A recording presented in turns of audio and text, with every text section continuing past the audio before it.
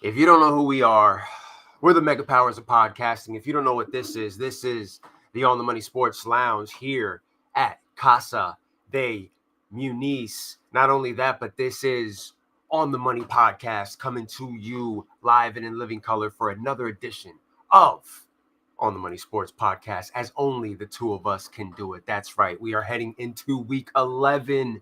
We just saw so many things unfold in week 10 with teams tanking, teams looking good against opponents they aren't supposed to look good against, and season-ending surgeries and plot twists that are shaping the final lap of the NFL season. We're breaking it all down to the best of our abilities tonight. We're tracking what's going on in Supreme Baller Society as we enter week 4 of the fantasy basketball season. And we are approaching 0 hour of the fantasy football trade deadline. So I say to you, my good sir, have you developed at least one trade package ever since putting out the memo that you are looking to make negotiations prior to the deadline? I'm open. I'm just not open to Daniel Jones and DJ Turner for Matt Stafford. No. I'll let you guys figure out who offered that to me in sick no. So that's been out of disrespect back, I sent Kirk Cousins for Devin A-Chain and it quickly got dismissed. So now you understand that retarded trades. Sorry for the people out there. I think. I don't mean it in that manner. I'm not being destructive to those.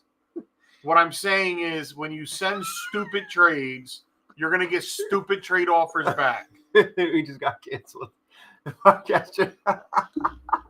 Well, we can't get canceled because we're not part of a major network. But it's all right because I've got your back. We're the Mega Powers. We're the best tag team out there besides the LOD, and we're coming to you live here tonight. And another crazy trend this year has been some of the wild and wacky offers that have been sent willy-nilly across leagues. I think that this might have been the season where I make the least amount of trades because of the fact that there's just so much baggage to trade negotiations. Too many people want some unreal asks. I think a part of it... There's also people that are valuing their players way too higher than what they really are. Like, no. Ramondre Stevenson is not worth a first-round pick in a dynasty. So, to the owner of Ramondre Stevenson, you should just settle for the second-round pick that I offered. Second round pick for Ramondre Stevenson. Do you feel like that was a good deal? Yeah. 2025 second rounder? Am I supposed to give Would you give up a first round pick for Ramondre Stevenson? No. Okay. I wouldn't. No one else is gonna give you that, Matt. Oh, I said his name. Look, Ramondre's my boy though, dog. Like, let's not act like he hasn't been doing well the last couple of weeks. I'm not giving him a first round pick though. I get it. He doesn't suck, but is he first round pick worthy? I think that we've been with each other long enough now to sort of set up what the trade market is going to look like when it comes to first rounders, second rounders. I offered 2 1s, 2 2s. Or no, I may have offered 3 runs and 2 2s for Jamar Chase, and I got told that was crazy. That's not his value. What do you want, every pick I got? Plus players? You're the one that put him on the block. Like, if the person's on the block, that means you're negotiating. But if you're not going to trade him, take the bitch off the negotiating block. That way we know he's off limits. Mm-hmm. Like, you're wasting my valuable time that I can't get back in life. You definitely I can see you've at least been trying to negotiate to an extent, but it just hasn't been going well per se. Because I think that's also a part of negotiating. Another offer. Negotiating with the same people for so long just becomes 3D chess. Dalton Schultz, 2 2s for Brian Thomas Jr. On the surface, it's not a bad deal because then that gives me 4 picks in round 2. Because I have mine's, yours, and then the 2 that person had. But I already have Mark Andrews, Sam Laporta, Isaiah Likely. And I have no intentions of trading Sam Laporta because, yeah, he may not be putting up the numbers he put up last year, but you're telling me he's not going to, like, he's still a touchdown guy. He's still going to be in the red zone. It's just weird, like frozen. I'm not sure what's going on. It's weird. I went to go look at the video myself because I'm trying to follow up with the comments on the pod right now to keep up with everybody that's still rocking and rolling, locked in as we are kicking it off, discussing trade philosophy 101 within some of our leagues because of the fact that we've been trying to trade on the surface, I'm not years. saying it was a bad deal. It's just I don't need a tight end. Send me a wide receiver and we could talk. Chris. And not no 4th, 5th, 6th stringer. Send me something good and we could talk. Chris, happy birthday, my friend. Hope you're enjoying it. You know, living it up. Happy birthday to you. Hope that you're enjoying your day. And Jets can't piss you off today. That pretty much effectively took them out of the playoff, I think. What? That loss this past week. New York Football Jets? Yeah. They're 3-7 now. Like we gotta pull up their schedule. We're gonna have to pull up their schedule and see how dead they actually are. AFC, though. Because but there's a lot of dead weight on that side, and they get another game with the Dolphins coming up. You know, unless you feel as though the Dolphins' Monday night win was, you know, the kick out at 2.5 that could cause them to potentially streak into the wild card with Tua in them, as we got a Tyreek Hill sighting. He had 1 touchdown, 16 receiving yards, still dealing with the injury issue that he's been having since basically the summer, and then the whole arrest situation where that kind of caused the injury to be a little bit worse, where you got the day off on the B-day. That's always a good thing. But yeah, I'm not going to necessarily count them out completely. Dallas is burning, the Giants have shrunk, and the Eagles are soaring. You didn't mention your biggest test to date, though, which is going to be the Washington Commanders on Thursday Night Football tomorrow night. That's what a lot of people were talking about. That's the Eagles. That's the true test. The Eagles haven't faced real. Well, within their division, that's the only real threat. You know, as far as your neighbors go, that's the only neighbor that you're staring across and competing lawn for lawn. You know what I mean? As far as who's taking care of their shit better. And it's going to be an equally big test for a Washington team that was tested this past week with, you know, having to go against Pittsburgh. And, you know, I don't think Jaden Daniels shrunk in the moment. I think that it was a close game. And then you guys had to, you know, make the comeback at the end and close out the game, get the victory. But it was a highly competitive game, which says a lot about the coaching and the level of talent. All right, so to look at the Jets, they got the Colts this weekend. Yeah, I mean, the Colts are. Then it appears they're on a bye. So they'll come out of the bye at home against the Seahawks, away for the Dolphins, away for the Jaguars, home for the Rams, away for the Bills, home for the Dolphins. They'll lose to the Bills, and then when you really, really look at that, you might have to squint a little bit. There's a possibility for them to go 9-8. They could run the table on those teams. What have the Seahawks done lately? You know, but their offense is so piss poor right now. Like nothing's working.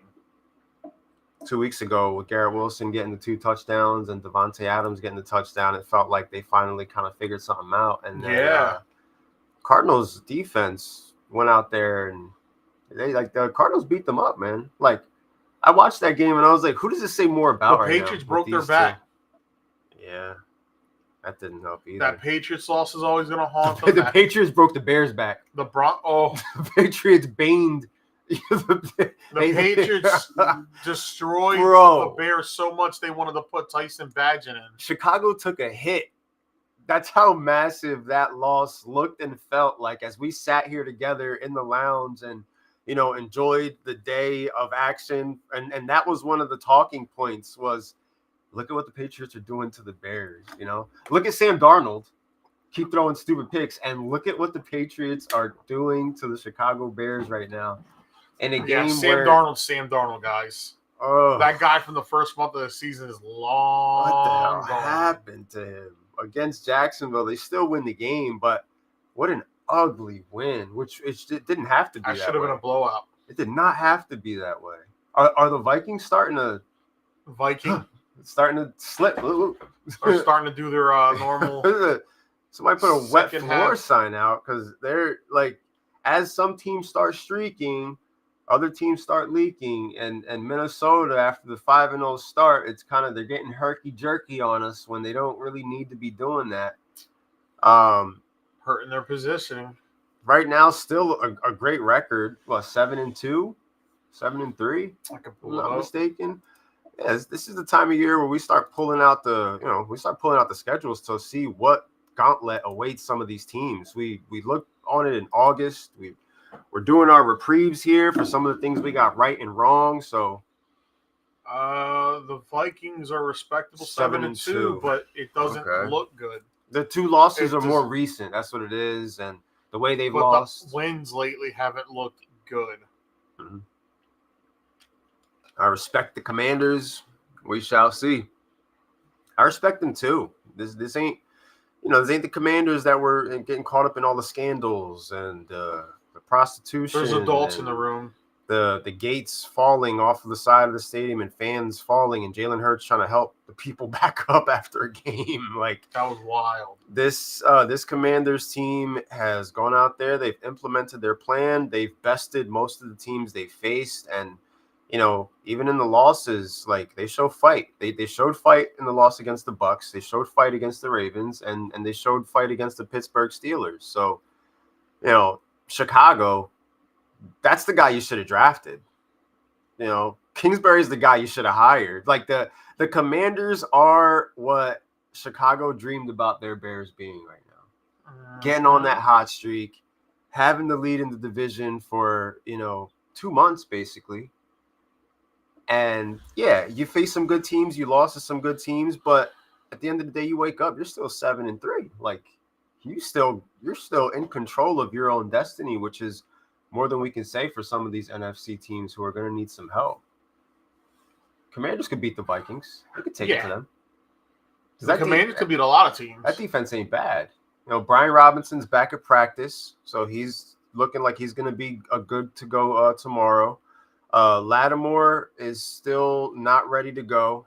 It was a very awkward timing for the trade they made. It was right before Sunday football. Speaking of Tariq, how about Hill blaming him playing poorly over his arrest week 1, saying he got injured then? Yet back in week 1 was his biggest 1 week. He did have a big 1 week. Shit ain't been right for him since week 1. His only boom week. It's been a lot of bust. Yeah. Is that like does he qualify for like biggest bust of the year? I don't know. I picked him in the first round. When you look at some of these first people understand why in 2 quarterback leagues. Man. Money picks a quarterback first. I was like, oh man, pick 4, gotta take him. You can't pass on Tyreek Hill. A lot of leagues where Hill was getting picked over Barkley. Luckily for me, I picked Jamar Chase in round 2. Yeah. And after this past week, Jamar Chase looks and feels like the wide receiver 1 on the board after his tremendous performance on Thursday Night Football. He just brutalized the Ravens this year, bro. I mean, crazy game. The fact that they lost. The fact that, they were getting bashed. They were up 2 by 14. They were going to get bashed for going for 2. They were going to get bashed for kicking the field goal, just like 2 weeks ago when a team tried to kick the field goal and didn't go for 2. I wasn't mad that they went for the 2-point conversion to win the game. They went for it on 4th down as soon as the game started. Like, that was their tempo. I know what they were thinking. Here's what the guy was thinking. My defense sucks, and I have to score point for point with these guys. They were. That's what happened. That's why he also decided to go for 2. Because he figured, I'm going to go for the win.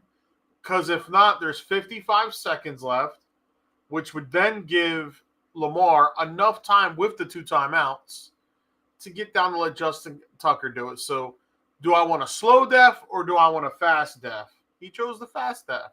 only 17 fantasy points for Derrick Henry, which 17 fantasy points for a running Which back kind of is should have been expected because it's amazing. Thursday night football. But also the fact that the Bengals played at a pace that kind of took him out of the equation for a while. When Yeah. you're down 14-0, it's not the same. I've known it. I've experienced it as a Titans fan. Like, we would be down 10, 14-0, and you're not seeing as many of those Derrick Henry carries depending on the situation at hand. Now, Ravens managed to get back into it, which brought Henry back into it. But we also saw, we saw Mark Andrews out there. We saw Zay Flowers. We saw Rashad Bateman. We saw the Ravens being able to respond well and attack in multiple ways up against a division rival who, in all fairness, needed the win more than they did. And, major win, a letdown spot heading into the matchup with you guys for Baltimore. But hey, you won last week. So you lose to 2 straight AFC North teams. That's rough. But, the fact that they won last week, if they win this week, they are in very good position. Doesn't matter for the 2 seed. You're playing week 1 anyway. But as of right now, it's like that 2 seed it's either Baltimore or Buffalo until one of them screws the pooch, and you got to beat them to get them out of that spot. But I was impressed across the board with both offenses. I'm interested to see what the Bengals do against a way better defense than the Chargers. Chargers are a very good football team. They're stout, man. They have a really good defense. Justin Herbert. He's throwing the rock. Is playing like Herbert from a couple of years ago, airing it out. More mature though. Like, I don't know. Like, it's like it's his decisions. He's taking what's being given to him. He's running with the football when he needs to run. So that foot was hurting him for 2 years. People forget, man. Like, when your mobility ain't the same, you don't look the same. Gus Bus was out there. He made a cameo. Disley is looking like a great streaming tight end option. Not to mention the fact that some no-namer came in and took my damn J.K. Dobbins touchdown. Kamani Vali? Is that who it was? I think it was. I knew about him. I've been hearing about pissed. Him. It's I was pissed. One of those NXT kids. It'd have been nice to have that since I lost by 6. Yeah. Well. It would also been nice if Jalen Waddle was used more than just the first quarter. First quarter had 2 catches, 55 yards, and then we just stopped throwing to him. The most receiving yards of any Miami Dolphin receiver, not to mention a Parker Washington touchdown to start the game. Parker Washington. Whoever had him on their bingo card. When I saw Washington on his last name, I was like, what? Who is that? Is that Nate Washington's kid or something? Who are you, bro? You didn't even show up on the odds. And who is this guy? What's he doing out here? And how is he getting that primary target? I mean, Tyreek Hill owners, hey, your boy got a touchdown this week. Now, if he doesn't get that touchdown, we're just talking about a 20-yard touchdown because I'd already won my game in On the Money Sports. Oh, well, let me score since the guy I'm playing True Legends had him. Now you want to score, huh? Well, I have Tyreek Hill in a league where prior to this week I was 7-2, but also in that league I was going up against the Burrow Chase stack. So Tyreek Hill's touchdown didn't really do much more for me. I took the L there, 7-3. There was nothing you could do about the Bengal stack this past week. If you managed to lose while having that stack, there's some. You should just quit fantasy football. I wonder if anybody did. Because that stack set you up for success. I don't feel like there was anybody in our leagues who was complaining. Now, if you had one or the other, you could potentially have still lost. But, going up against those guys and what they put up on Thursday made it very interesting as far as trying to set yourself a firepower lineup for Sunday. All right, FYI, major 30. Fight, Tyson versus Paul on Friday, UFC 309, Jones versus Stipe on Saturday. If he only has 30 points, I would have beaten him. Matt beat you. Mm-hmm. Kingpins. Give him 30. Take 55 points off. I beat him. Kingpins. I might get into Kingpins and send a few offers in there once we go off the air. I meant to do that. I was thinking maybe do it live, but I want to focus on the things that we got to break down because when you talk about live, like this week in the NFL season is live. and it impacts us, of course. There's a in lot of good fantasy games. football. You know, when you're looking at the records of your real teams, looking at the records of your fantasy teams, and, you know, basically asking yourself what you need. Not to mention 4 more teams on a bye, and it's only going to get more hectic in the next couple of weeks. This week, we do not have the Giants, we do not have the Bucks, we do not have the Cardinals, and we do not have the Carolina Panthers. All 4 of those teams on bye, all 4 NFC teams. And it's pretty cool that the NFL set it up to where on a week where there's all NFC teams out of the picture, you made the AFC games mean a lot more with some of the showdowns that we're going to be getting all day long. You guys are at 1, Bills Chiefs at 4:25, Chargers Bengals Sunday Night Football. Chargers Bengals should be a good one. Should be a banger. Bengals need that to stay in the race. Chargers need that so they can keep the highest wild card seed. And, you know, if you're the Chargers, you're playing a desperate team. Like, I wouldn't call the Chargers desperate right now. They're looking good. Like, they know, they are well aware. They're well coached. They're 6-3. They're well not coached. going to win their division unless the Chiefs start to lose games. No. They're So in a prime they know wild card. their thing And is, this right here, the way that the Denver Broncos just lost to the Kansas City Chiefs was huge. You're battling Pittsburgh or Baltimore, whoever doesn't win that division, for that 5th seed, so that you don't got to play the Buffalo Bills or. I mean, if you're the Chargers, are you scared of the Bills though? You don't think they have what it takes to pull it off? What if the Chargers are grown up now, dog? So like the Chargers are grown. I was gonna bring this up because, you know, I'm a glutton for people to start talking shit to me. I love it. We got robbed of a fumble against them this past Sunday, but like as far as what I saw from the Chargers, like I respect what they put together out there. Let's talk about the Bills. All right. Currently the number 3 seed.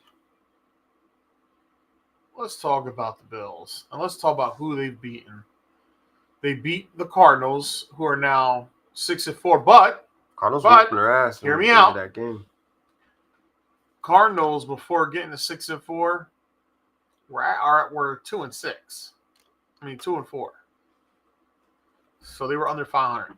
The same things that we say about the Vikings, we could say about the Cardinals. Basically. Yeah. They're in that. The Bills then they beat the Dolphins. Then they beat the Jaguars. Then they got shellacked by the Ravens. Beat by the Texans. Squeaked by the Jets. Beat the Titans.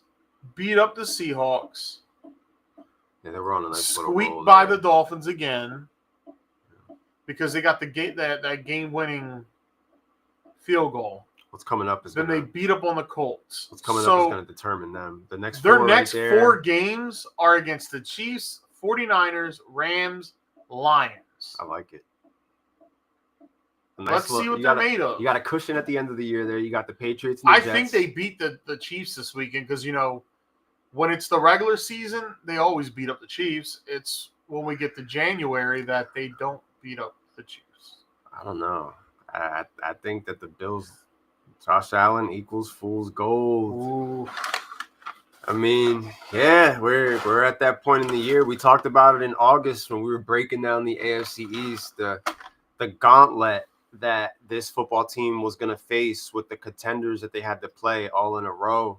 And we are here at this moment for them. And it starts with their arch nemesis, the boogie monster under their bed, the Kansas City Chiefs, the team that has owned them last couple of years in the playoffs. They have not managed to get that big win over them. The big wins they get over them during regular seasons are overshadowed by the things that happen in the playoffs when they meet this team. If Paul feels a collapse coming to the Bills, so if that happens, who gets up in there? Miami or the Jets? Is it time for one of our predictions to hold true?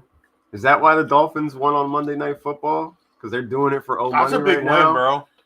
Yeah, I mean, they kicked out, right? What, 3-5, 3-6?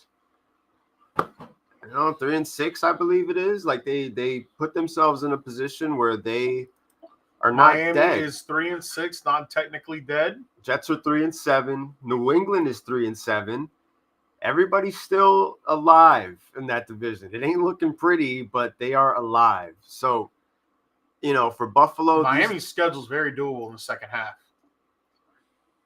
The Raiders this week.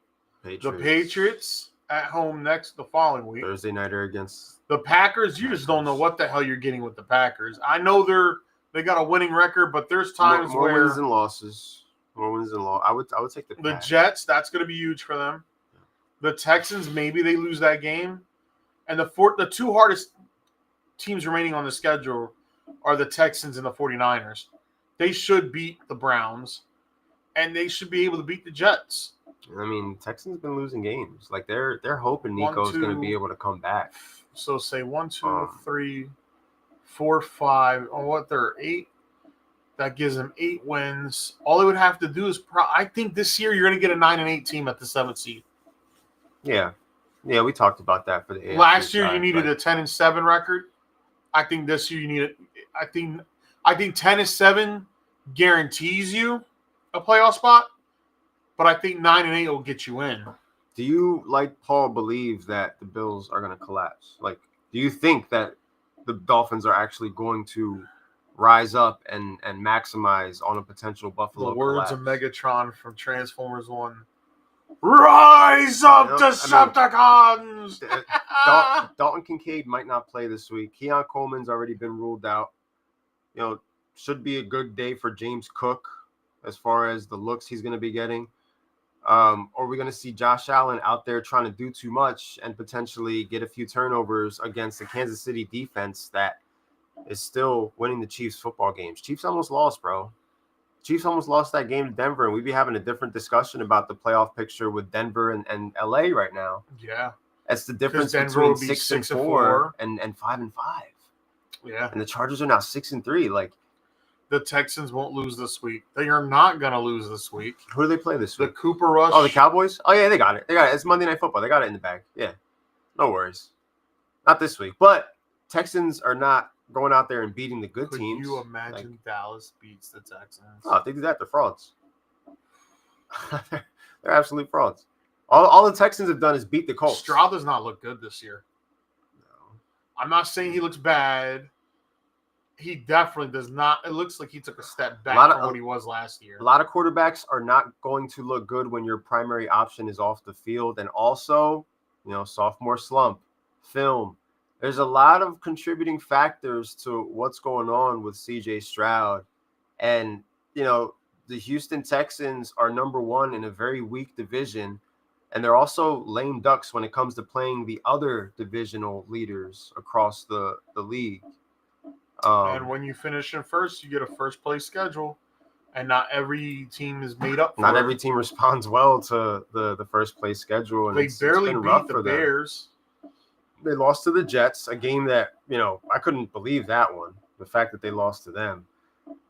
Beating Buffalo was their biggest win. They had a L to the Packers too, right? Oh.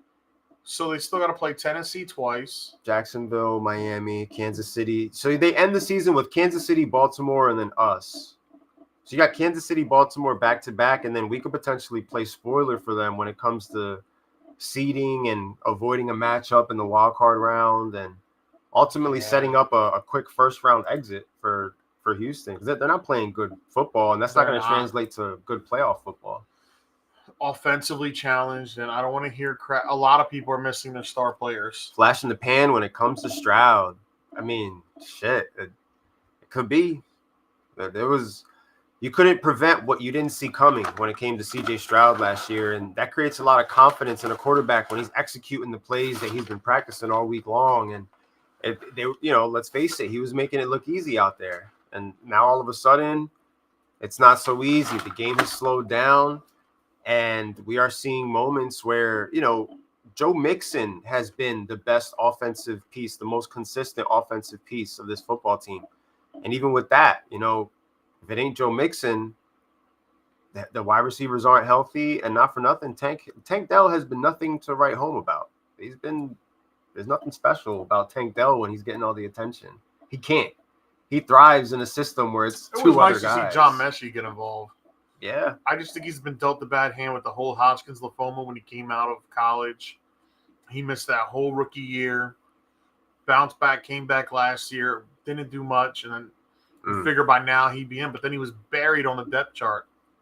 They had Hutchinson, they had Mechie, they had the Texans do have a lot of young wide receivers. So that's one thing where the opportunity is there for one of those young cats to, they had Noah Brown, who they traded away, and we see that Noah Brown can be a problem. He shows up every once in a while. I know. So there's a lot of positives still when it comes to the Texans, and we got to remember that's a young football team. Like, yeah, they were successful last year. They're still all young. Like, to be able to duplicate that while you're still learning the game, and then it slows down, and veteran teams like the AFC bullies are now targeting you, and they're trying to figure out if you're either one of them or if you're just a fraud. Like, it's tough on that side, bro. It is tough on the AFC side. We see how many good teams are on that side, and it's not a cakewalk. It might be a cakewalk in the AFC South, but not in the AFC. And with Houston, that's just the growing pains. Well, Cincinnati loses this week coming up to the Chargers.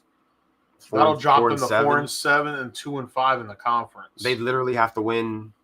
They would have to win out. But if they win out, they go 10-7 though. So you win out, you go 10-7.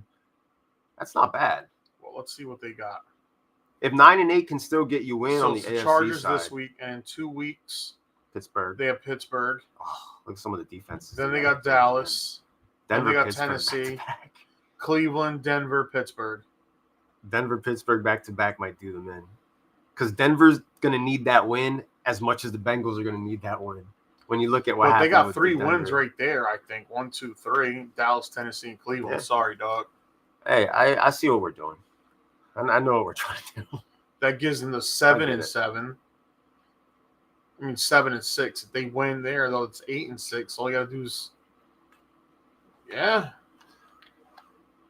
there's still a chance for them. They're still. If the Dolphins are still alive, the Bengals are definitely still alive. And we saw. And the crazy part is when both of those offenses are clicking, they're hard to stop. And they're clicking right now. So we might potentially. The Bengals are clicking right now, but the Dolphins, it looks like Tua's just got to get his feet under him. And I think they'll be fine. Right now, you got to remember, this was only Tua's 4th game of the year? He's also, tried to make a tackle leading with his head and took a knee to the head. So it's just one of those things where this dude can't help himself. If I'm a Miami Dolphins player, I'm telling Tua, whenever there's a fumble, dude, the fumble or an interception, dude, don't go tackle. He's just walk to the sideline, bro. He doesn't make smart decisions on the field. Just walk to the sideline and call it a day, Papa. He has no savvy. It's we get that you can get the ball downfield. That's your thing. You can do that. You have a decent run game, but you're also as far as some of the things you do, physically, you're just not smart. When shit goes south on the field and the ball is on it reminds me of almost like Carson Wentz, where it's you throw caution to the wind and then you're trying to use your body in ways where you shouldn't because you're going to hurt yourself by doing that. The Chargers right now are the 5th seed. Let's see what they got left. You got a bad schedule because of Rodgers, Cincinnati. Even if he didn't do next week they before. get Baltimore. That should be a nice game. That could actually be a problem for Baltimore because that's a good one. Chargers defense can stop the run. They're good against the pass. And Herbert can throw. That's a Monday nighter too. Woo! Monday nighter. Then they got the Falcons. This is a tough stretch for the Chargers. Chargers got a tough stretch. They got the Bengals, the Ravens, the Falcons, the Chiefs, the Bucks, Tampa, the Broncos, and then they end it with what should be 2 winnable matchups: Patriots and the Raiders. That's 7 and 8 wins because they're at 6 right now. So 7-8. They probably could beat Atlanta. I'm going to go 9. What up, Chris? Mike D. Probably going to beat Denver, so I'm going to go 10. Mike D saying Colts over the Jets this week and super spicy with A. Rich back in the fold. Chargers. I think the Chargers go 11-6. Chargers are going to earn their stripes in the next month and a half. I see them finishing 11-6. I believe in that football team. I believe in that coach. I believe in that defense. They are allowing an average of 17 points a game, that defense. One of the best in the NFL. Stout. They are good at everything. They can play any style of game. Chiefs are plus money this week. Well, that's because...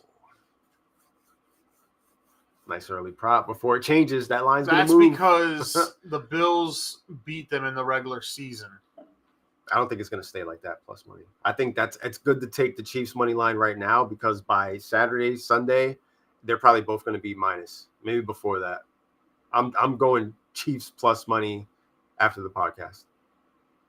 Pre-order my one of my Sunday bets on the slate for the 425. That's super spicy. Good information, Mike. But to go back to the Chargers, I think they're going to earn their stripes. I believe in what this football team has been able to do, and they've shown consistency against other consistent football teams so far. Now they got to get the wins against the big dogs under their belt. You get a win against Baltimore, you get a win against Kansas City. You know, you feel that, you harness that. It's going to be Harbaugh versus Harbaugh in the Monday Night Football game, with the return of little brother going up against big bro. I think they can do it. I think that they can keep the 5th seed, and I think they can position themselves for a matchup against the Houston Texans where they'll beat the Texans if they play them in the playoffs and advance. Something that we didn't have on our scorecard for the summertime, but from what I've seen, I believe in what the Chargers can do. I believe in that 6-3 record, and I believe in a healthy Justin Herbert. I think the Colts still have a shot themselves at a wild card.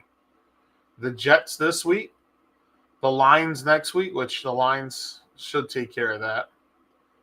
The Patriots, then a bye week. That's a playoff game. Then they got Denver, Tennessee, the Giants, and the Jacksonville Jaguars.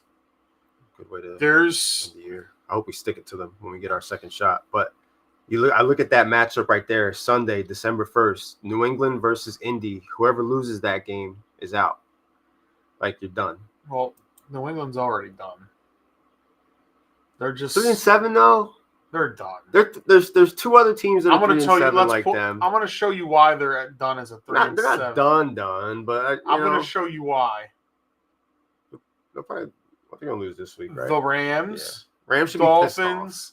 Colts, Cardinals, Bills, Chargers, Bills. Oh yeah. They're dead. They're cooked. They got to deal with that's sick. Tough. The month of December is going to be bad.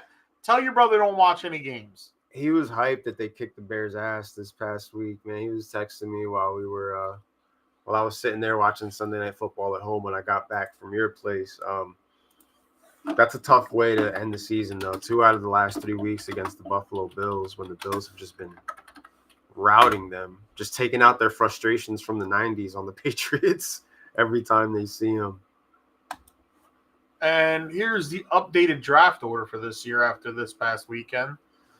As of right now, the number 1 pick would be the Jaguars, who are all of a sudden saying that Trevor Lawrence may be shut down for the rest of the year. So we know where their mind is at.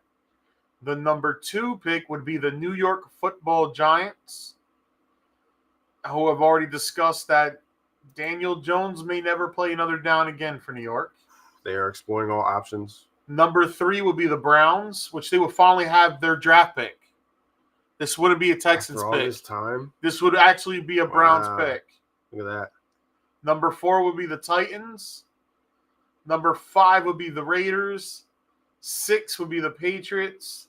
7 would be the winning Carolina Panthers. They dropped 7 spots after that win. The New York Jets at 8. The 9th spot has the Saints. And 10th spot has the Dolphins. A lot of teams on that list playing bad football right now. Don't tell Mikey that. There's a lot of teams that Daniel Jones is done. He's done.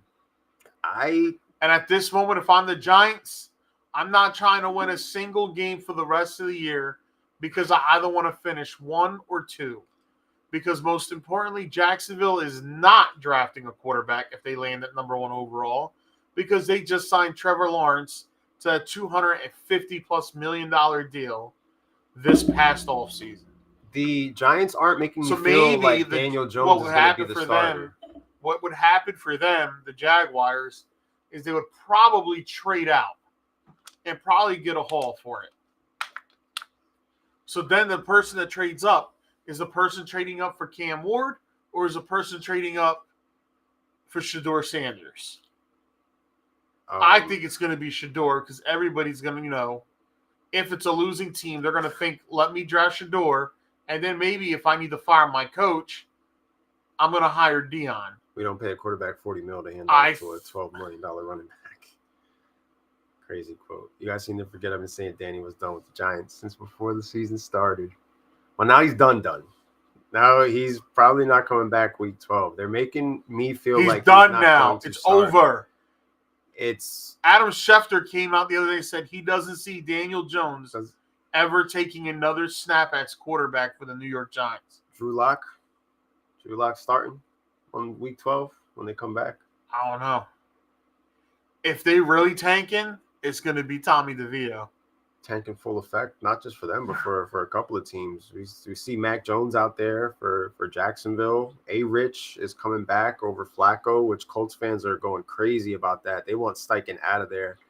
He broke a lot of hearts by making that announcement earlier, and it's funny because once that announcement was made league-wide, I started seeing the notifications of all the Colts wide receivers. Like everybody who picked up Alec Pierce last week, all of a sudden, across the screen of my phone, I just saw it dropped. Alec Pierce dropped. Alec Pierce was like, I did it myself. It was just like... Either way, ladies and gentlemen, Daniel Jones is done for the year for the Giants, I think, with the way they've been talking. Not to mention the fact of the matter that they're not bringing him back. So now that you're in this top three, you have a chance to get Cam Ward. Like, is that who Giants fans want, or at least most of them? I know Matt's begun the Cam Ward recruiting. Who's got the harder path to future success, the Cowboys or the Giants? Well, the Cowboys have their quarterback and wide receiver locked up. I just think here's the problem with the Dallas Cowboys. They didn't upgrade the weaknesses in the offseason. And number two, you didn't give your head coach a contract extension. So because of that, your players are looking around like, yo, his future's not guaranteed. I came here because of his system, like the fringe players. So what does that say? Cowboys said they were all in this year. And now look at them. So you had a lame duck for a coach that all those players don't believe in because they know he's probably not coming back. I'm almost 80% sure he's not coming back next year. So you got a lame duck and nobody respected. Like, everything fell off the rails, and I still think the Cowboys have shown to us, sorry, no disrespect, guys, that they can rebuild quicker and be competitive faster. Yeah, it's going to take the Giants probably 2 years to be good, I think. Cowboys can be good next year, potentially, but... Like, the Cowboys can't sign people for shit, like free agent-wise, but they know how to draft. Yeah. They won't be as bad as they were this year, right? It just they didn't... And the thing about it is they already got the quarterback in place. How do we know that the Giants are going to pick the right guy in the draft? Hashtag tint the stadium windows. Yeah, it's the Dallas Cowboys post-game pressers have been more embarrassing than some of the losses when they're making some of the statements they're making. Hey, they can't draft the running back, but y'all can't draft a quarterback that's not named Manning. Well, Cowboys can draft a running back when you look back historically. Recently, no, they can't. But like when you look back on history, they've drafted a few. I'm sorry, I trust the drafting of the Dallas Cowboys more than I trust the drafting of the Giants. Because I got some Giants fans still blaming their failures today on a pick that took place 8 years ago. Giants can draft sometimes. Certain things that they're good at drafting over others. Mikey, maybe how they allocate. You weren't even born sometimes. when they drafted Sims. Stop it. You know, it's maybe how they allocate their money. When you look at recent history, that's been their issue. But Like, do I think the Cowboys can be competitive and good next year? Yes. Do I think the Giants can be competitive and good next year? No. Because There's your answer, ladies and gentlemen. Like, we're not going to turn this into a bash. There's too much shit going on. But, on the flip side of it, the Cowboys are frauds because they said to us, we're all in. And dude, but any of the moves you saw in the offseason thought they were all in? They didn't do anything. Exactly. So did you really think they were all in? They didn't do anything but tell you why they didn't sign Derrick Henry. And the more they doubled down on that, the more I realized that was the big thing for them, is that if they would have signed Derrick Henry, we're talking about a potential football team that's what? 6-4? 5-5? Nah. 6-4? 6-4, 7-3. Right? Like because Derrick Henry matched a lot of inefficiencies. You know what you needed. You know that the player was willing to go there. He talked about it. He basically, in so many words, he's from out there. He wants. It's like coming home for a player. That always means something to them. And look at what he's been able to do for Lamar Jackson in the passing game of the Baltimore Ravens. He would have been able to do that for the Dallas Cowboys passing game, but they didn't do that. One team wants to win the Super Bowl. The other team is the Cowboys. When have the Giants been known to flip-flop QBs, though? Not very often that it happens, but it's also one of those things where it's like, how many times have we seen the Giants commit so long to the wrong guy?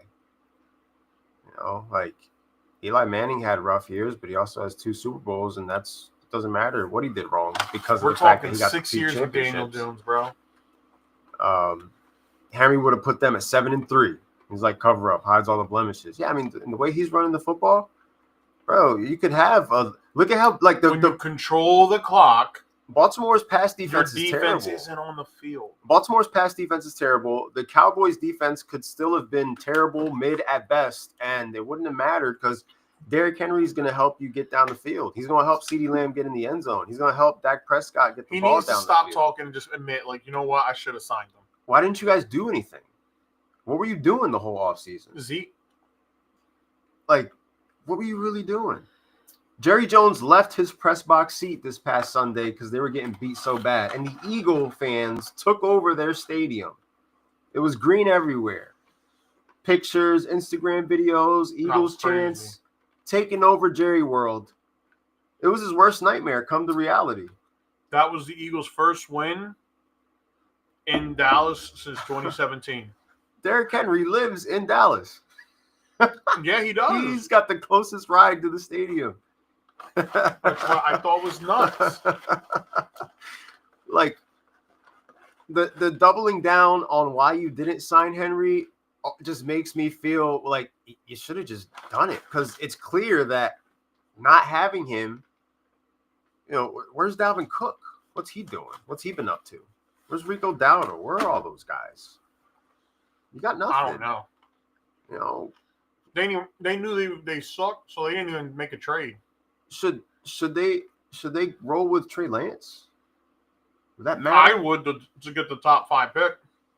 Just full blown, just tank with the rest of us. Come on, Dallas, come join us. Listen, 2 years ago, the race. It's the race to see who can lose the most. 2 years ago on this podcast, the Pittsburgh Steelers around this junction was 2-6. And I pleaded with them, please don't do what you're about to do. Because I remember saying we need and I remember you telling me it's not gonna happen, dog. Mike Tomlin's gonna do some wizardly shit. You guys are gonna finish 9-8, and that's what happened. You guys always win just enough. We finished 9-8 after starting 2-6. When we were 2-6, I told myself, oh my goodness, if we finish like 5-11. We're picking in the top 5. We might be picking a new quarterback. And guess what happened? We won, so we didn't pick anything. And we trotted Kenny Pickett in the gang out the following year, and it was the same old. And we finally disavowed them, threw them out into the lake of obscurity, brought in 2 guys who restored faith in this franchise. Dallas, on the other hand, has the quarterback.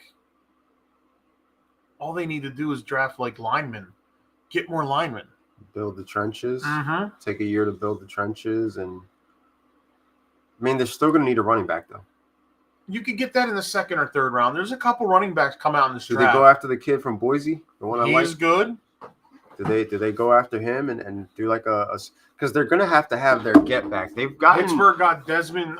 They've gotten absolutely embarrassed. They got Rodney Hammond and Desmond Reed that are going to be available. There's some running. I'll pull it up real quick on my phone. Right now, top. Because on the flip side of it, look at Baltimore's defense, right? The way their defense plays, their secondary especially. Like, who's to say that the Baltimore Ravens would have won as many games now without Derrick Henry? You know, what would the Ravens actually be? They'd probably still be a good team, got Ashton but Genty the flaws would look a lot more vivid. I think that's who you were talking about from Boise State, Ashton Gentry. Jordan James from Oregon. The one with the dreads? Yeah. The, like, blonde dreads, I think it is? Yep. Ashton Gentry. Yeah. He's good. He's Omarion short, Hampton from North Carolina. You got people that are going to be there. So they missed out on the guy they were supposed to get, and their next best option is going to be getting one of those rookies and throwing them into the fire, and building the trenches, like you said. Levis was the only thing out there. Go Titans! Talking about the ad you made in the Finer Things Club Elite 8 League. What? He added Will Levis to his Elite 8 squad this week. You know, a lot of us dealing with bye weeks, and not for nothing, Will Levis didn't turn the ball over last week. He got sacked a lot, but a part of that is him holding on to the ball too long, and another James part Conner of that will be a free agent after the year. is the offensive line playing like shit. But he had 2 touchdown passes, and I think Calvin Ridley's schedule coming up is very wide receiver friendly. You know, he had 2 touchdowns this past week, and not for nothing, Minnesota's pass defense is not what they're known for. It's the rush defense. So, you know, look out for Calvin Ridley. Listen, if Dallas doesn't want to draft anybody, James Conner's a free agent. Aaron Jones is a free agent. Najee Harris is a free agent, which I don't think he's leaving Pittsburgh. Jeff Wilson, A.J. Dillon, Nick Chubb, Javonte Williams, Alexander Madison. I think Cowboys fans want J.K. Dobbins. Cowboys fans want to signed a 1-year deal with the Chargers. Cowboys fans want to see change. And if the Cowboys go and draft one of those guys or go sign one of those guys, Cowboys Rico fans... Dowdle's a free agent after the year. So is Zeke Elliott. So is Dalvin Cook. So they're not going to have a running back on their roster to start the 2025. So they got to draft one. They got to sign one. You got to draft one or sign one. They got to do both to fill the roster spot. I can see them going after a James Conner, a Javonte Williams, or even trying Nick Chubb. Mikey says Breece Hall is available if anybody's interested. If anybody's looking or inquiring into Breece Hall stock right now, he is available currently in all leagues apparently because Mikey don't want him no more. So why should we want him? Dallas is going to sign and draft a running back. However, I don't think that signing a James Conner or signing a Javonte Williams is what Cowboys fans actually want to hear. Cowboys fans are traumatized by the series of events that have unfolded before them this year. They actually went into this season a little bit nervous, knowing their football team didn't really make a lot of moves. They don't have a run game. Defense is bad. They don't have the quarterback. It's only how long before you realize, hey, let's just shut down CeeDee Lamb? So for everybody who drafted CeeDee Lamb, like that's the next thing. That's the next terrible thing that the Dallas Cowboys fans can do to you is take CeeDee Lamb completely off the board, and then you just have, you know, that would be Jalen Tolbert. Like, what's stopping them from doing that? We're not far from that, right? Like, we're getting close. We're getting. If we're talking about what you said, getting them into the top 5, that would be the next gut punch to everybody who took him in the first round. Especially with what he's dealing with a shoulder, right? Yeah. Why? What are we risking it for? Yeah. What are we playing for? You start having that conversation with yourself in the office. After losing to the Eagles at home and watching them take over your stadium, can you imagine dealing with the wrath of Jerry Jones after that? Nobody probably said a word. There's a possibility that teams start like Tyreek Hill with his wrist. Negativity. Think about that. Shutting down Tyreek Hill. There's been talks about that. that maybe he wants to get surgery on it. What happens if the Dolphins are no longer playoff contenders? Thank God Justin Maybe Jefferson. he decides to, which I got Jalen Waddle in most leagues, so I'll be fine. Shout out to the first round picks on teams that still have stuff to play for. Jamar Chase, Justin Jefferson. We appreciate you because your team is not going to pack it in right now. Nothing is guaranteed. Nothing has been clinched. You're fighting for your lives out there. When Mike Evans comes back from his injury in the Tampa Bay bye week, it's going to be the same thing for him because Tampa keeps fighting, but they keep having these close games. However, the schedule softens up for Tampa Bay moving forward. They've got games against the Giants. They've got games against the Panthers coming up. So Tampa Bay is going to be able to rattle off some wins for themselves, wins that they're going to need. Quarterback friendly. And, yes, quarterback friendly teams and, fantasy value of players like Mike Evans eventually could be worth more than the fantasy value of players like CeeDee Lamb. Baker kept me going on True Legends. I've had to slow down. Drafting in the first round is more of a gamble than sports betting. And I think now we see why so many people are terrified to draft in the top 5 of leagues, especially in redraft. It's like you draft in the top 5, you go after like a Breece Hall in the top 5. Baker Mayfield is what helped me stay afloat and on the money sports long enough to make the comeback that I made in that league to get to 7-3. He single-handedly saved one of my seasons. But yeah, bro, like drafting in the top 5 of the first round is look at the riverboats. Is fear factor. Like that's some fear factor type of shit because you think about the top 5 picks that were made this year. Guys on the back end of the first round, Devontae Adams. With what happened with him and his situation and how long it took for him to get on the field. Like sometimes the players that slip to the 7th round and then some of the guys we reach for in the first round, it hurts just as much. It's a lot of stock in a pick that is just truly not panning out for you. Alvin Kamara has been somewhat solid, but it's just we hate their offense for not having once Rashid Shaheed went down, that offense stopped being dynamic. And then Chris Olave started getting put into precarious positions every single week, getting his head taken off. Like Shaheed had his boom. Yeah. They were booming. They were 2-0. Shaheed goes down, Saints go down. Like that was that spark plug that kind of kept that football team like rolling. They got nothing to play for right now. They're playing for a pick. So Alvin Kamara could be another name that potentially gets shut down. With guys like Nico Collins, you hope that he's going to be ready to come back. Pacheco is coming back from IR, but reports are that it is unlikely that Isaiah Pacheco plays this week. So for everybody who's rushing to throw him in their starting lineup, you might be able to get one more solid week out of Kareem Hunt before things get murky over there. Because remember, they're bringing him back, but they're also not going to bring him back for 30 carries. You're going to be Kareem Hunt. There's no way the Chiefs are going to fade him. Not completely, no. You can't. Dude, we saw how many targets Samaje Perine was getting this past week. They're still using everybody. Like they're still using everybody. Like don't expect Pacheco to just come in and. Since joining the Chiefs, Kareem has 449 rushing yards, 5 rushing touchdowns. He's averaging 74 yards rushing a game. Also, Kareem Hunt has 116 receiving yards and a touchdown receiving. So this man's already got 6 touchdowns since he joined the Kansas City Chiefs back, third week of September? Yeah. I'm looking back at the first round of the On the Money Sports 2-quarterback league board right now. We're talking about the first round picks and the gamble that it is to take first round picks. And in this league, it went as follows. You've got McCaffrey, Allen, Mahomes, Hill, Hurts, Robinson, Stroud, St. Brown, Jackson, Lamb. How long did it take to get McCaffrey on the field? Mahomes, dud.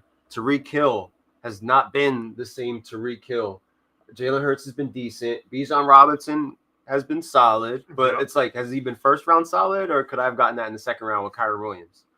You know what I mean? Like, True. Stroud, not been the same guy.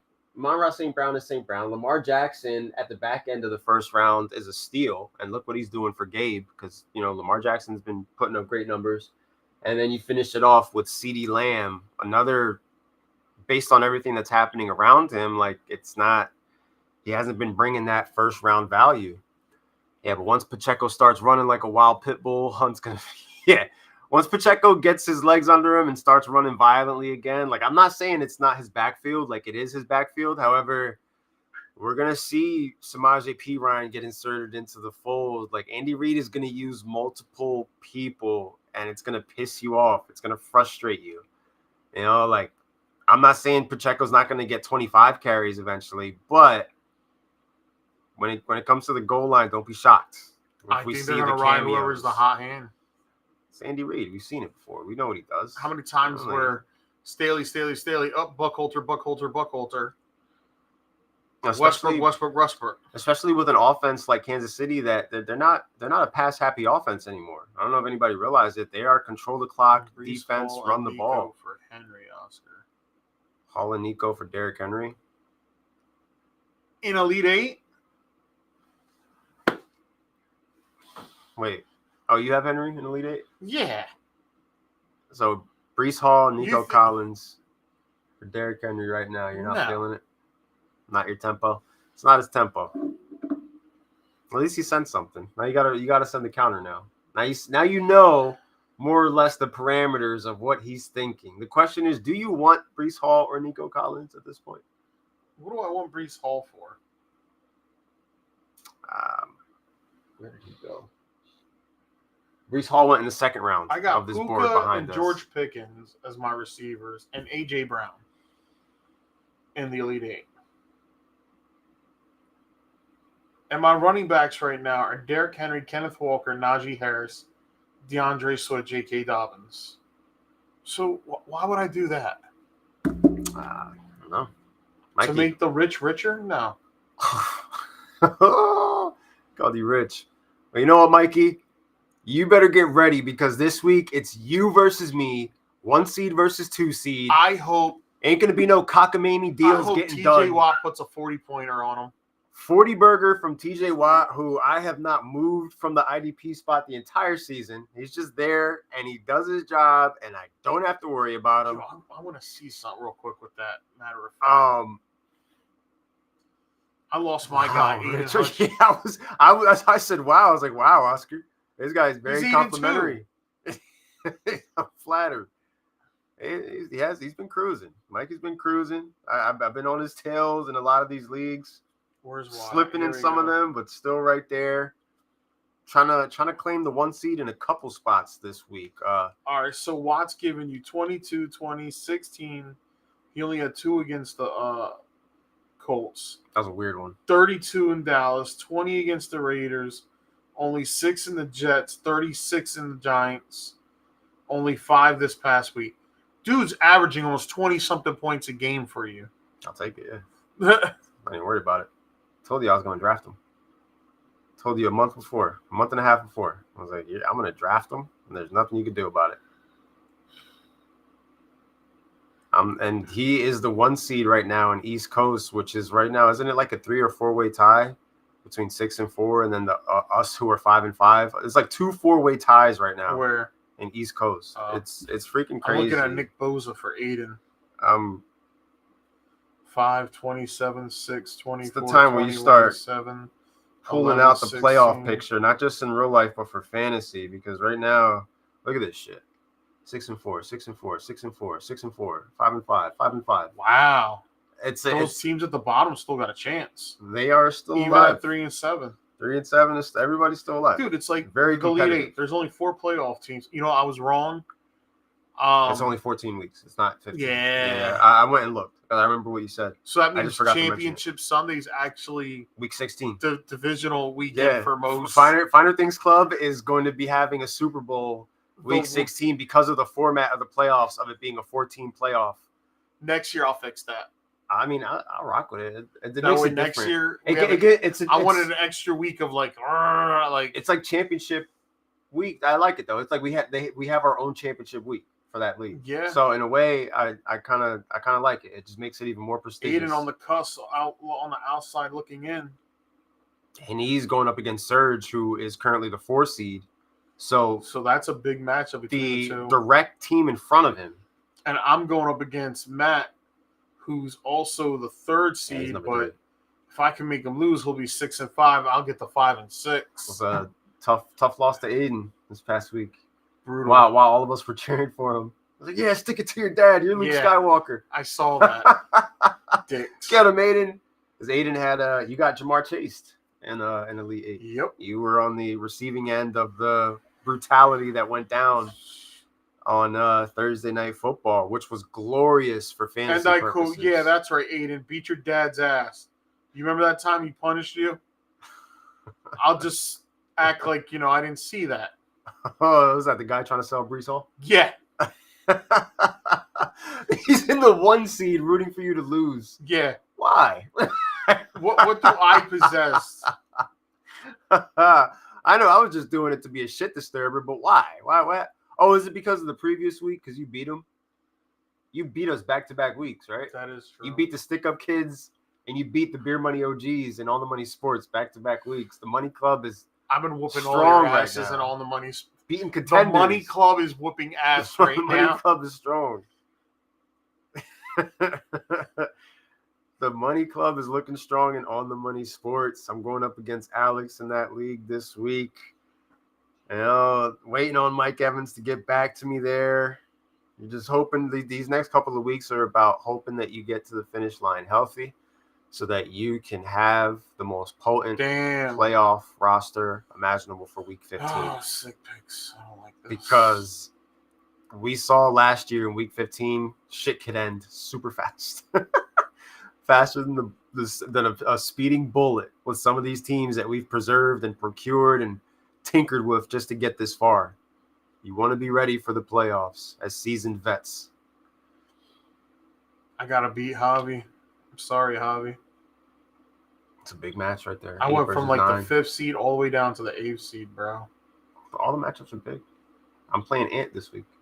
1 versus the 2. I got the chance to jump ahead. Beat me by 10, bro. Oh. I was pulling for you, dog. Well, it's because I beat him and I jump ahead all day long. I'm like Nico, and then it's like boom, Nico's not playing. I'm like, which was just, crazy. So is Nico playing this week, or should I get him out of my? It's not official. They and it's the wording that they use. He's coming back to practice this week, but they didn't say anything about him being ready to go this week. And that's the worst because it's a Monday game. The Texans play on Monday night? Listen, bro, then you should have been on the beach eating your shrimp mofongo. You were supposed to be my glory. And your little Bacardis. Because like I told you, like my team name says, the last ride. This is it. I'm walking away, and I'm never playing in sick picks again. And it has been a very underwhelming last ride indeed. However, you currently hold on to the 8th spot. It is yours to lose. It is yours to lose. What is your lineup? Who are you going into this week with for sick picks? I could care less who I'm going in with this week. You just throwing them out there? I'm starting. You don't know yet? I'm probably starting. Just be honest. You don't know yet? I still got to tinker around. Yeah. Lineups aren't officially set just yet. Some of mine are. Don't go, Oscar. Oh, I'm out. You stay. I'm handing the baton to Chris, and that's that. You stay. We bring Chris back. We turn it into a 14-man league. I'm definitely not doing that. Just go crazy. Just go crazy with sick picks next year. Crazy payout. It'll be madness. We already got the trophy. Current champion right now is Alex, who right now he's kind of in the same fight that you're in. I don't think he's that far off from you as far as the record goes. Like he's 5-5 like me. He's trying to figure things out too.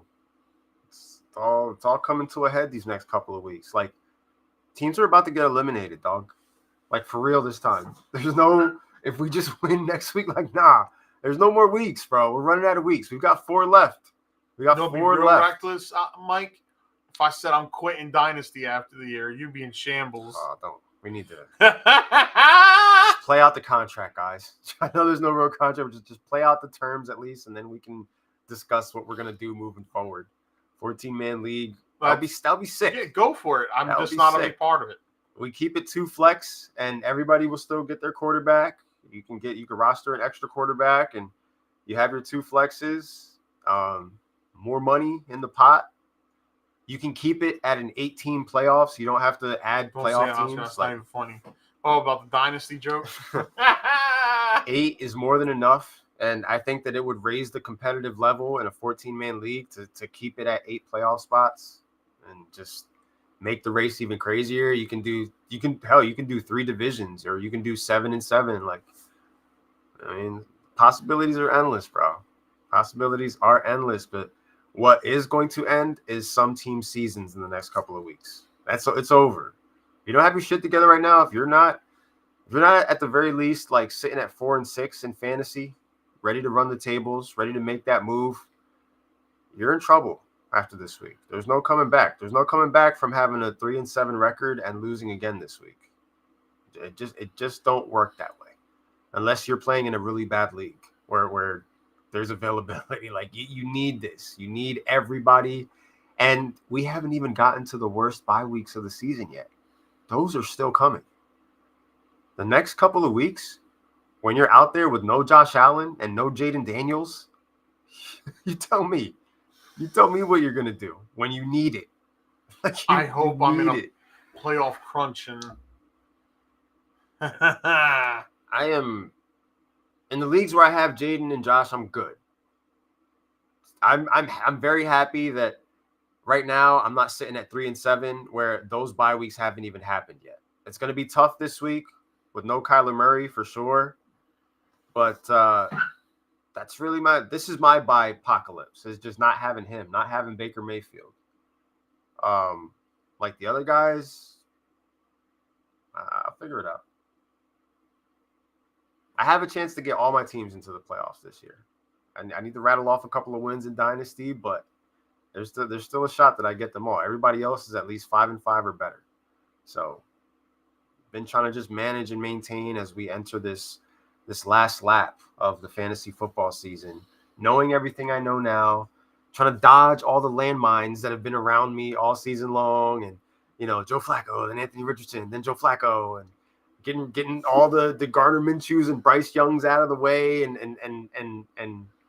going after guys like Bo Nix and Drake May at the right opportunity and holding on to them, holding on to the Denver Broncos defense, going after the right streamers, just fighting for your life, staying alive so that you have the opportunity to get into the tournament and get to the promised land, which is fantasy football championships.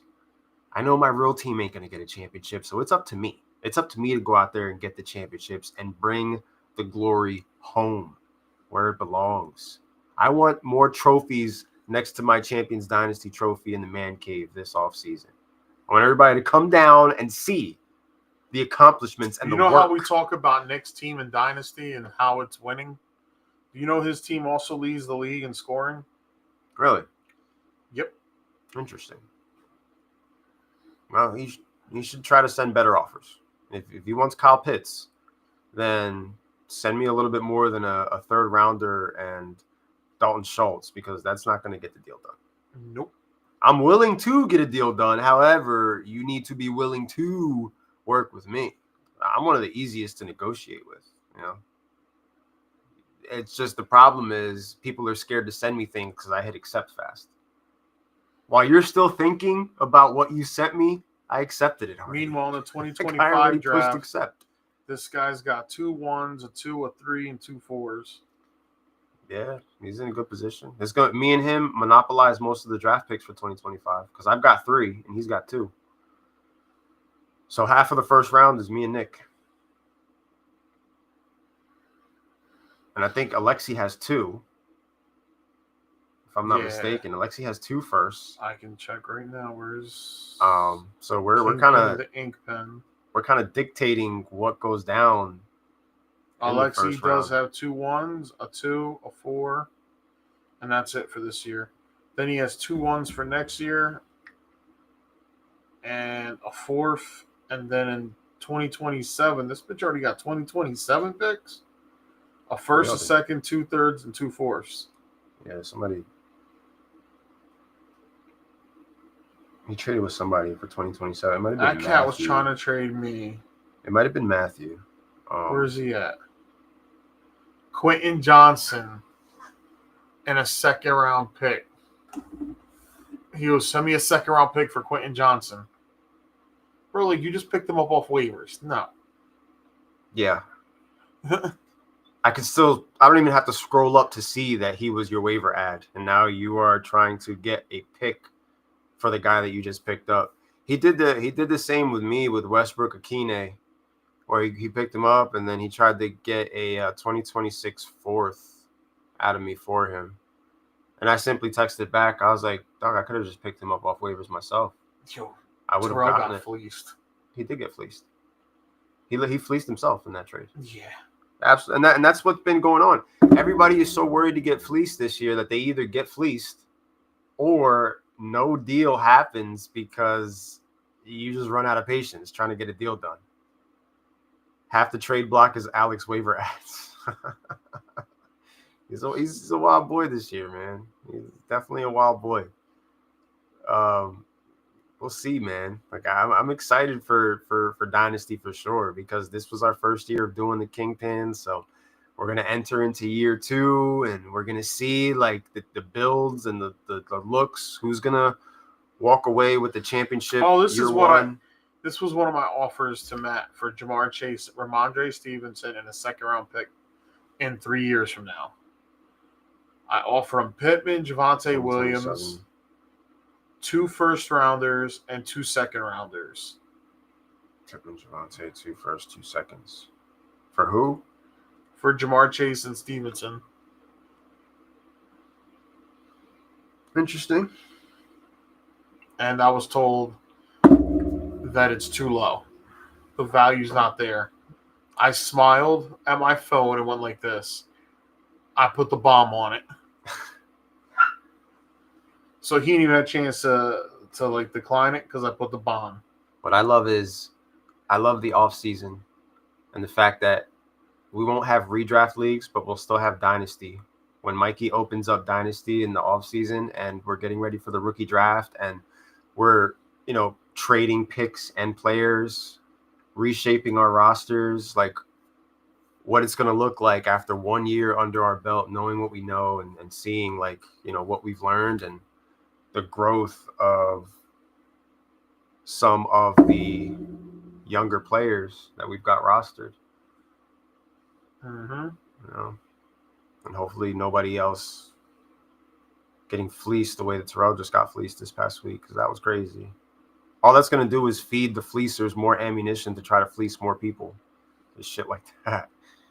2 firsts, just madness, dog. But they're playing hot, dog. I'm like, Alex, no one's trading you picks for a waiver. Well, I was like, I know I'm not. Somebody gave him everything he needed right now. He got a ransom for Derrick Henry. I would have never traded Derrick Henry. That's just me. Well, I think that part of what people want to trade Derrick Henry for... How about trading Derrick Henry and then asking for a running back? How about trading A-Chain and Derrick Henry and asking for a running back?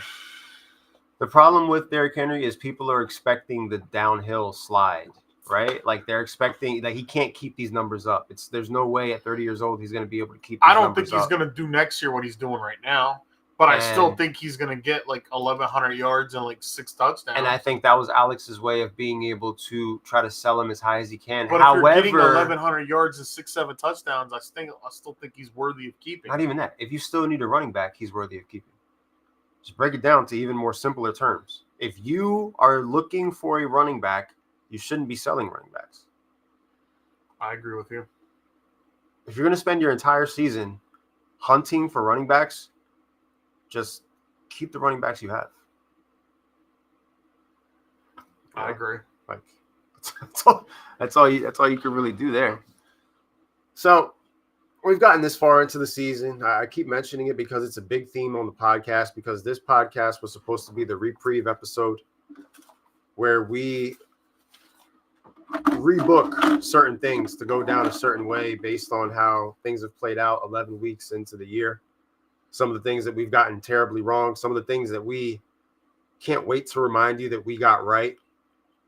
I'm pulling up my playoff picture right here for both sides. Here I am thinking that the Dallas Cowboys were going to be the 4 seed, thinking that the Cowboys were going to take the East with 11, 12 wins and put themselves in position to, make things interesting in the playoffs. I did have them getting eliminated in the wild card round, but this year the Cowboys did not wait until the playoffs to absolutely, choke. They're doing it on a weekly basis. Looking at the Cowboys and looking at the New York Jets right now are the two true eyesores. I tried to give the Titans a little push at the 7 seed, but that ain't going to happen. So, and we've already stated on this podcast, 7 seed right now is looking like a prime position for a, Denver Broncos team. This playoff picture I put together did not account for the Chargers' success. You've got the Bengals who are still not out of it. Dolphins who are still not out of it per se. So 7 can be it's a random. It's like when you hit the question mark in Super Mario Kart and you're not sure what you're going to get just yet. You're going to get something. You're just not sure what. Something's going to show up in that box, and that's what the 7 seed is on the AFC side. All right. Yeah, what I hate the most right now is having the Dallas Cowboys as the 4 seed. So I'm going to officially swap out the Cowboys. I'm going to replace them with the football team that not only do I think is going to win the NFC East, but I think they are going to win their division. I'm going to swap them with the 4 seed Philadelphia Eagles right now. I'm going to put the Eagles in the 4 spot. And the way the Falcons are playing football, it could end up being the 3 spot. Maybe the 2. I don't know. Because the Eagles are playing good football right now. And then in that wild card spot, don't know. I'm not sure. Maybe the Vikings can win just enough to keep themselves in the mix. They weren't in my wild card picture. I had the Vikings being terrible this year. However, there's only so many games that you could lose with so many weeks left in the season, and Minnesota could definitely still hold on to that 7 spot. On the other side, I'm going to swap the Bills and Jets. I'm going to put the Bills in the 3 spot.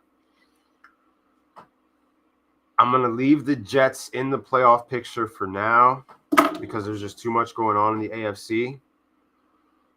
But I don't have the Jets winning the division. I'm going to take the Bills to at least win the division, cover that.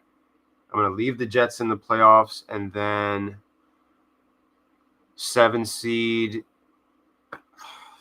it's got to be either Broncos or Bengals. Like, Broncos are good enough to keep themselves competitive for the remainder of the season. And the Bengals offense is scoring enough points where they could go on a little run and they can claim that spot. So I really just Jets and Cowboys, I got them out of the top of their divisions. I've got the Bills and the Eagles taking over.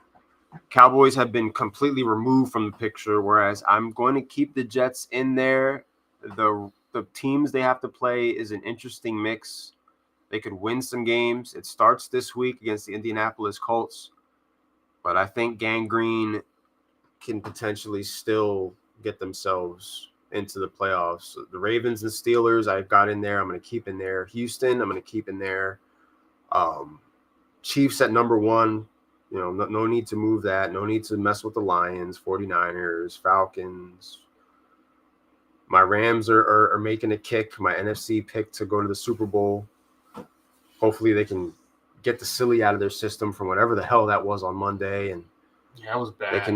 They can steer the ship. If the Packers can just get a little more consistent, they're going to stay in there.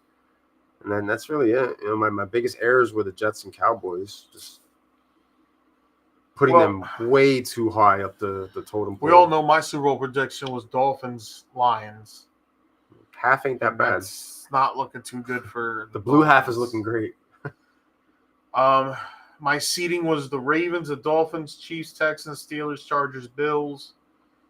And on the NFC was the 49ers, Lions, Cowboys, Falcons, Rams, Eagles, Bucks. Good call on the Chargers.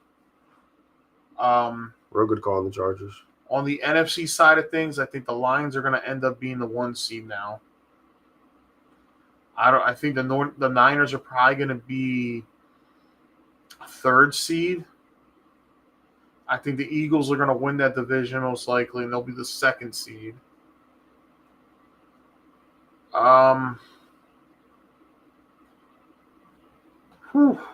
seed will be the Falcons. Yeah, they're very 4th seed-ish. They can lose this week to Denver. So I got the Rams flipping from the 5th seed down to the 7th seed, and the Bucks going from the 7th to the 5th seed. And I'm taking the Cowboys out because I had them picked as a division, and I'm going to put the Commanders in there at the 6th seed spot. So you've got the Bucks like going on a nice little heater. Yeah. So okay. Yeah, I think the Commanders keep themselves in the playoffs. And now, can they be like a first-round exit in the playoffs? Yeah. Yeah. You know, it's the first round. Anything can happen. It's a young team. However, you know, it's a lot more than what any of us expected. Besides me, I told y'all this team was going to be a sleeper team. There was some NFC East fans who were picking the Commanders to win the division. So, like, we saw a storm coming. They're well coached. They got the talent. You know, huge test coming up in tomorrow's matchup against the Philadelphia Eagles for them. Is that in Philly or in Washington? In Philly. In Philly. Okay. So then on the AFC side of things, I got the Dolphins going from the 2 seed down to the 7th seed. You're keeping them in there just like I'm doing with the Jets. And I got the Bills going up to the 2 seed. I got the Chiefs going to the 3 seed. I got the Ravens going back to the 3 seed. Texans stay at the 4th, 5th Steelers, 6th Chargers, and now 7th Dolphins. I will not book my team to win the division because I'm trying to be unbiased here. Well, Paul already booked it. Paul thinks you guys will win the division. We absolutely can win the division. Lions versus Washington, NFC Championship game. I like that. That's spicy, bro. I think the Dolphins are going to end up at 9-8. I think they're going to end up 9-8 and be the 7th seed. And the Bills will win their division. The Eagles are going to win their division. The Commanders will have that 6th seed. You altering your AFC championship. I'm looking at them right now. You had Lions versus Rams and Dolphins versus Ravens. Mikey had Lions versus Rams, Chiefs versus Ravens. I had Rams versus 49ers, Chiefs versus Jets. I'm going to keep the NFC the same. And I'm going to change the AFC to gross. I'm just going to do what everybody else did, the Chiefs. Chiefs and who? Chiefs versus the Lions, and the Lions won in the Super Bowl still. What about your AFC game? AFC Championship game? It'll be Baltimore. I had Baltimore and the Dolphins, right? You had the Dolphins and the Ravens. So it'll be a rematch. Chiefs, Ravens? Yeah. Okay. You know, at this point in time, I don't know how good I feel about the 49ers in the NFC Championship game. Like, I still feel good about the Rams. They're my pick to win the Super Bowl. Well, yeah. So they're staying in there, but with the 49ers, like, I don't know, man. Like, you guys are starting to, like, with what I've seen, I think the Detroit Lions look like the best team in the NFC right now to me. What worries me is the Lions are playing their best ball now. Yeah. Like, are you going to be ready? Especially, like, is a bye week going to work out for you? Like, are you going to be good to match that energy? Imagine a Detroit NFC Championship game at home. Oh yeah, That crazy. place is That'll be going rocking, to bro. be insane. It'll be rocking. Right now they have it. I got my 2 number 1 seeds right so far. I gave the 49ers one too many wins in a division right now where like Arizona's competing I wish for the we could top do spot. that now, like on DraftKings. Pick new futures. Yeah, we can't. That's why it's a future. The freaking Cowboys is killing my parlay right now. I got every other division leader spot on. Watch this. But the Cowboys one is just I'm gonna log into my Kings and I'm gonna tell eyesore, you, bro. Freaking eyesore. because I think it's the Cowboys that are costing me right now. Yeah. Yep. My Rams versus Chiefs Super Bowl is still alive and well. On the AFC side, I could always like take out the Jets and insert Bills or Ravens. That would be the predictable thing to do. And just for the sake of keeping it interesting, I'm gonna try to ride it out with parlay, the Jets. or it was my bonus pick that I used. The Rams, Steelers, Chargers, Bucks, Dolphins, Texans, Cowboys. Every one of those was in contention except for the Dolphins and the Cowboys. It hurts, bro. My other one, Pittsburgh, Freaking hurts. Miami, Kansas City, Houston, Chargers, Cowboys, Lions. Cowboys twice. Gross. Ugh. Does Justin Herbert qualify for... Well, they gave him the odds. I saw a better place a nice little wager on Bo Nix for MVP. It's not going to happen, but it's a hell of a payout. Wembanyama going off for 42 points, 8 3-pointers made. So me and Matt earlier, we put our king of the court bet down on Wemby to go out and perform tonight, and so far he hasn't disappointed. Hopefully, I picked Herbert we get a nice to be bonus comeback bet player tomorrow. of the year, but I don't know if he's going to get it. I think he should because he's the best out of the bunch right now. Comeback player of the year. Yeah, and right now I have the cash out offer of $34.38 for my Steelers to win the division. Off of what, $11? $11.50. Nice. Man, it's probably going to go up after this week if you guys win. If they win, it's probably going to go up to 50. 50 something. It might make me consider cashing out. It's $11, Let it ride. I mean, yeah, we tried that day thinking the Eagles were going to cover. Remember that last year? Together. And the Cardinals. We needed the same thing. If we had cashed out, we would have gotten like, what, $30 or something like that at least? That was more than that. It was a nice low. It was a nice low. Because it was going to be a couple $100 if it hit. Yeah, it would have been good. They cost us money. Just they didn't pan out like that. That's the beauty of what we do, man.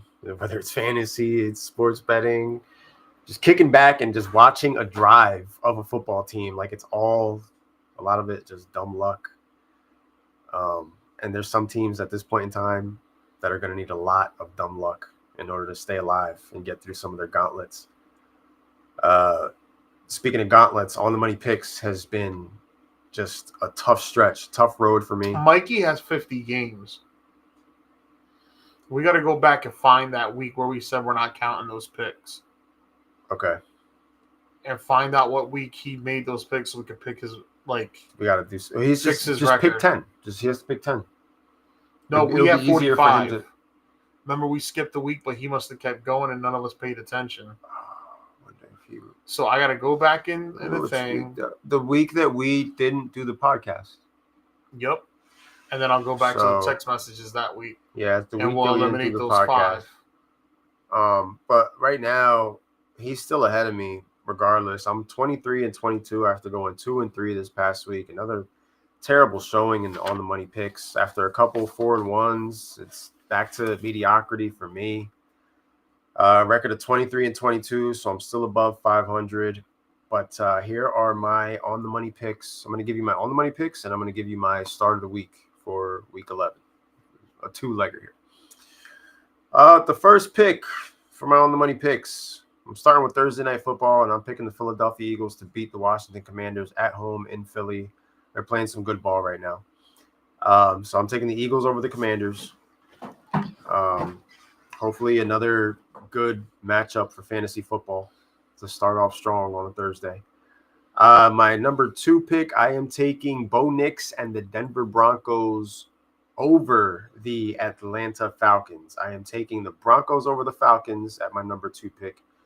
Number 3, I'm going straight to Sunday Night Football. Waiting all day for Sunday night, and I think this week the Cincinnati Bengals get the better of the Los Angeles Chargers in what should be another very entertaining game. At number 4, I've got the Kansas City Chiefs remaining undefeated, going on to 10-0 and beating the Buffalo Bills.